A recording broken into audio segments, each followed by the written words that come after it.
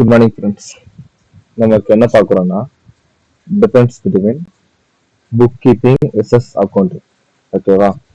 இப்போ ஆக்சுவலாக நான் இந்த டாபிக் நான் எதுக்கு எடுத்தேன்னா, மோஸ்ட் ஆஃப் த ஸ்டூடெண்ட்ஸ் வந்து ஜென்ரலாகவே தியரி மாதிரி வந்துட்டுனாலே மனப்பாடம் பண்ணியே பழகிட்டோம். அதோட பேக் ஒர்க்ல என்ன இருக்குது அதை அண்டர்ஸ்டாண்ட் பண்ணாமலே நம்ம படிக்க பழகிட்டோம். இப்போ இதேதான் நம்ம +1 அண்ட் +2 அக்கௌண்டன்சி ஸ்டூடெண்ட்ஸ் ஃபாலோ பண்றது. இது வந்து ஜம்ப் பண்ணி சிஏ ஆர் சிஎம்ஏ படிக்க போகும்போது ஸ்ட்ரகிள் பண்ணுவாங்க. ஏன்னா நீங்க 11th அண்ட் 12th படிக்கிற மாதிரிப்பே வந்து ப்ரொஃபஷனல் கோர்ஸை படிச்சு உங்களால பாஸ் பண்ண முடியாது. ஸோ இதுக்கு தான் வந்து நம்ம பிரெயினரி அகாடமில நம்மளோட ஆடிட்டர் கோர்ஸ் முடிச்ச நான் வந்து உங்களுக்கு டீச் பண்றது என்னன்னா, நீங்க +1 +2 படிக்கும் போது அந்த ப்ரொஃபஷனல் மைண்ட் செட் உங்களுக்கு வந்துடுச்சுன்னா, நீங்க சிஏ ஆர் சிஎம்ஏ கோர்ஸ் நீங்க ஃபவுண்டேஷன்ல இருந்து ஸ்டார்ட் பண்ணும்போது உங்க ஈஸியா கிராக் பண்ணிட்டு அச்சீவ் பண்ணிட்டு போற மாதிரி இருக்கும். ஸோ இதுதான் உங்க base. +1 and +2 is a base. அதை வந்து நீங்க நிதானமா படிக்கணும், புரிஞ்சு படிக்கணும், தெளிவா படிக்கணும்.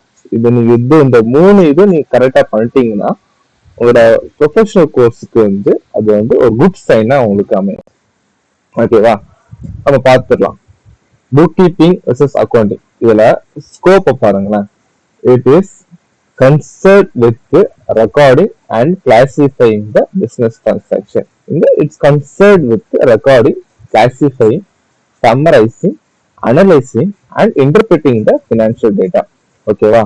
இப்போ இது வந்து நம்மளோட சிலபஸ்ல இருக்க டாபிக். இது நான் டிராஃப்ட் பண்ணது பாருங்களேன். புக் கீப்பிங்ல எதெல்லாம் கவர் ஆகுது, அக்கௌண்டிங்ல எதெல்லாம் கவர் ஆகுது. புக் கீப்பிங்ல நீங்க பாத்தீங்கன்னா journals, ledger and trial balance. இங்க வந்து ட்ரையல் பேலன்ஸ் மூலமா நம்ம என்ன கண்டுபிடிக்க முடியும், ப்ரிப்பரேஷன் ஆஃப் ஃபினான்ஸ் ஸ்டேட்மெண்ட். இது நம்ம டிராஃப்ட் பண்ண முடியும்.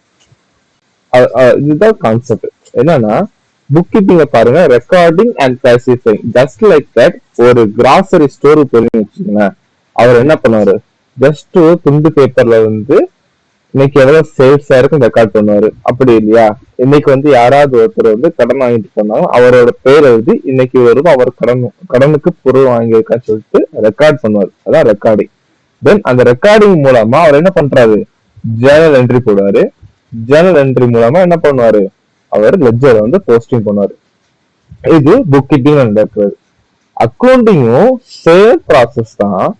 பட் அவங்க என்ன பண்ணுவாங்க, ட்ரையல் பேலன்ஸ் மூலமா அவங்க என்ன கண்டுபிடிப்பாங்க, ப்ராஃபிட் அண்ட் லாஸ் ஸ்டேட்மெண்ட் அவங்களால போட முடியும். தென் கேஷ் ஃப்ளோ ஸ்டேட்மெண்ட் போட முடியும், பேலன்ஸ் ஷீட் ப்ரிப்பேர் பண்ண முடியும். ஸோ அதனாலதான் சம்மரைசிங் ஆஃப் டேட்டா இங்க வந்து ஆட் ஆயிருக்கு.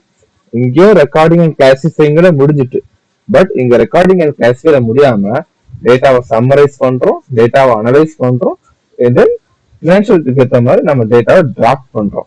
ஓகேவா? இதுதான் இந்த அக்கௌண்டிங் நடக்குது. தென் ஸ்டேஜஸ். புக் கீப்பிங் வந்து ஒரு பிரைமரி ஸ்டேஜஸ். ஓகேவா? ஜஸ்ட் நமக்கு அடிப்படையா நமக்கு என்ன தேவையோ அதை வந்து நம்மளால என்ன பண்ண முடியும், புக் கீப்பிங் மூலம் போட முடியும். அக்கௌண்டிங் வந்து அது தாண்டி பியாண்ட் அந்த ஃபர்ஸ்ட் லெவல் தாண்டி செகண்ட் லெவலுக்கு போறோம். ஸோ அதனாலதான், ஏன்னா நீங்க நல்லா பார்த்தீங்கன்னா புக் கீப்பிங் வந்து ட்ரையல் பேலன்ஸ்ல முடியுதா, அக்கௌண்டிங் பாருங்க ட்ரையல் பேலன்ஸ் தான் ஸ்டார்டே ஆகுது. இது இங்க முடியுதோ அங்கதான் அக்கௌண்டிங் தொடங்குது. ஸோ அதனாலதான் இங்க பாருங்க, bookkeeping is primary stage. இங்க பாருங்க, apart from the primary stage it means accounting குள்ளதான் என்ன இருக்கு, புக் கீப்பிங் இருக்கு. So bookkeeping is the primary stage, accounting is the secondary stage எழுதக்கூடாது.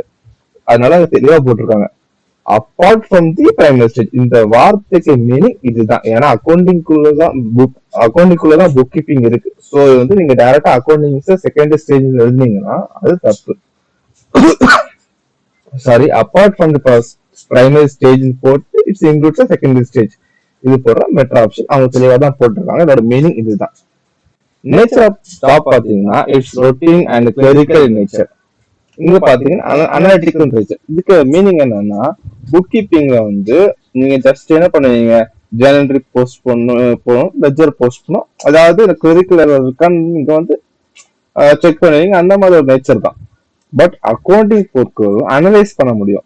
நீங்க ப்ராஃபிட் லாஸ் போடுறீங்களா, இந்த மந்த் உங்களுக்கு 1000 rupees ப்ராஃபிட்டா, நெக்ஸ்ட் மந்த் உங்களுக்கு 500 rupees லாஸா, ஏன் இந்த 500,000 ப்ராஃபிட் வந்து எனக்கு எப்படி 500 rupees லாஸ் ஆச்சுன்னு சொல்லிட்டு உங்களால என்ன பண்ண முடியும், அனலைஸ் பண்ண முடியும். ஸோ அது வந்து உங்களால அக்கௌண்டிங்ல மட்டும் தான் பண்ண முடியும்.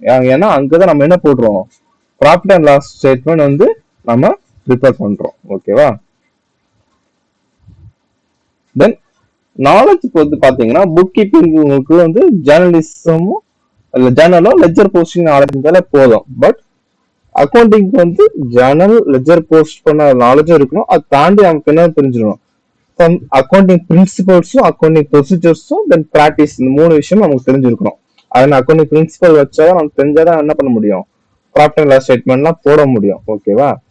தென் ஸ்கில்ஸ் பாத்தீங்கன்னா இங்க வந்து என்ன ஸ்கில் தேவைப்படாது, அனலிட்டிக்கல் ஸ்கில் தேவைப்படாது. இங்க வந்து அனலிட்டிக்கல் ஸ்கில் நமக்கு தேவைப்படும். அனலிட்டிக்கல் நம்ம என்ன சொல்லிட்டு ஆல்ரெடி நம்ம வந்து ஜஸ்ட் ரிவ்யூ பண்றது, அனலைஸ் பண்றது தான். ஓகேவா? இவ்வளவுதான். ஜஸ்ட் ஒரு சின்ன ஒரு விஷயம் தான். பட் நம்ம எப்படி படிக்கிறோங்கிறது வந்து இங்க வேரி ஆகுது பாத்தீங்களா? ஸோ அதனாலதான் வந்து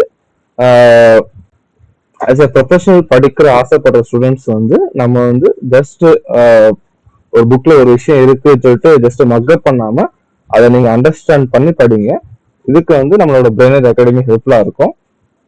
தேங்க்யூ. உங்களோட ஏதாவது டவுட் இருந்துச்சுன்னா உங்களோட இதை வந்து கமெண்ட்ஸ்ல வந்து போஸ்ட் பண்ணுங்க.